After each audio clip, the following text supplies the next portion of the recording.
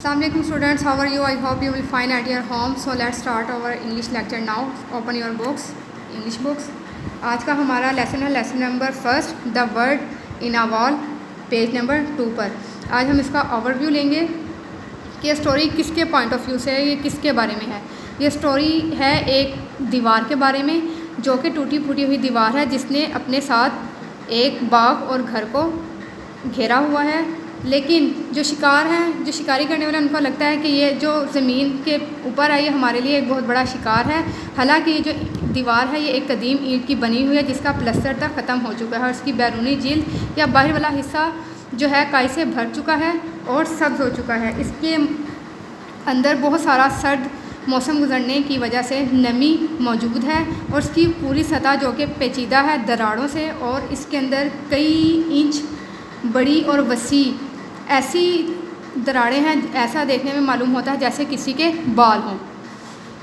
इसके ऊपर से इसके बड़े बड़े हिस्सों को उतार लिया गया है और इसके नीचे एक गुलाबी फूलों की तह या लह जो है बना दी गई है, जो कि नीचे की तरफ से नज़र आती है। दीवार के साथ रहने वाले लोगों की तादाद बहुत ज़्यादा थी, लेकिन वो अपने काम को दिन और रात में तकसीम करते थे। यानी कि जो शिकारी थे वो शिकार के लिए अपने दिन और रात के वक्त को तकसीम करते थे, और जो रात के वक्त इनका शिकार था वो कीड़े मकोड़े और छिपकलियाँ थीं।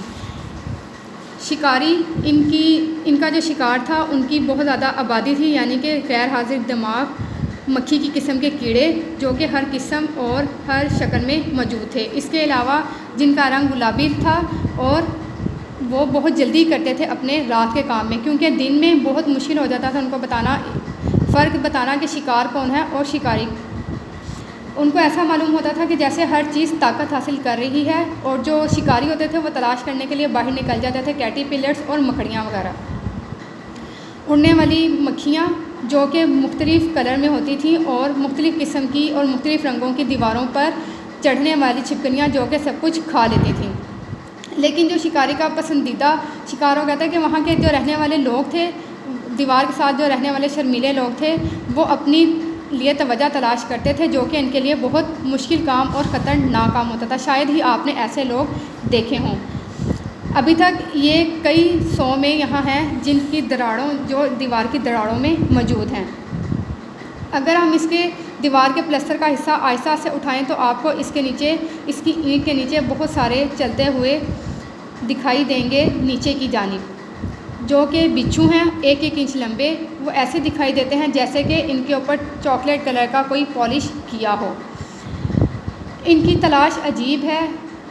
इनको बेजी जिस्म के मुख्तलिफ़ किस्म के कीड़े मकोड़े, टेढ़ी टांगों वाले कीड़े मकोड़े और बहुत ज़्यादा तादाद में चलने वाले केकड़े, जो कि जिनकी शक्ल देखने में ऐसी होती थी जैसे कि वो किसी चीज़ के पंजे हों और किसी चीज़ के साथ जुड़े हुए हैं हिफाजती तह के साथ। इनकी दुम और तारें और भंवरी माला और इनके डंग, गुलाब कांटे और बिच्छू इनके शिकार होते थे। एक दिन वो उनको मिला एक बिच्छू जो कि दीवार के साथ था, और उसने देखने में ऐसा लगता नमूदार होता था जैसे सुरमई रंग का खाल नुमा कोट पहन रखा हो। इनको बहुत बड़े पैमाने में शिकारियों को बहुत बड़ी तादाद में बिच्छू मिले और वो इसको देखकर बहुत खुश हुए। लेकिन इनको ऐसा लगता था जैसे कि ये कोई गैर कानूनी काम है, लेकिन वो ये शिकार करना चाहते थे। इसी स्ना में वो शिकारी अपने घर दाखिल होता है और देखता है कि वहाँ पर लामहदूद किस्म के खाने पड़े हुए हैं। लेकिन बदकिस्मती से जब वो दाखिल होता है तो वहाँ पर दोपहर का खाना तकसीम हो रहा होता है या पेश किया जा रहा होता है। ताहम वो एहतियात से जाता है और संगे मरमर के पुख्ता पत्थर के ऊपर से एहतियात के साथ मैच बॉक्स को उठाता है और मेहमान खाने में दाखिल हो जाता है। वो उसका रास्ता आहिस्ता आहिस्ता खामोशी के साथ, काहली और सुस्ती के साथ तय करता है और अंदर जाकर खाने में लोगों के साथ शामिल हो जाता है। जैसे ही वो खुफिया तौर पर अंदर दाखिल होता है, वो एक टेबल के नीचे छुप जाता है और टेबल के नीचे छुपकर उन लोगों की बहस खुफिया तौर पर सुन रहा होता है। जब वो ये सब बातें सुन रहा था तो मुकम्मल तौर पर वो ये भूल जाता है कि वो किस काम के लिए आया और उसका क्या मकसद था, और दिलचस्पी के साथ उनकी बहस में हिस्सा लेने लग जाता है।